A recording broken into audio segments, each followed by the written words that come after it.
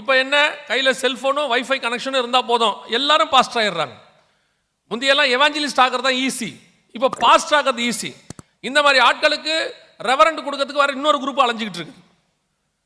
ஒரு 3 மாதம் தான் 5000 ரூபா இருந்தால் ஒரு ரெவரண்ட் ஆயிடுறாரு, 50,000 ரூபா இருந்தால் பிஷப் ஆயிடுறாரு. நீங்கள் இருக்கீங்க பாருங்க, யார் ஊழியக்காரர் என்னன்னு ஒன்றுத்தையும் கவனிக்க மாட்டேங்கிறீங்க.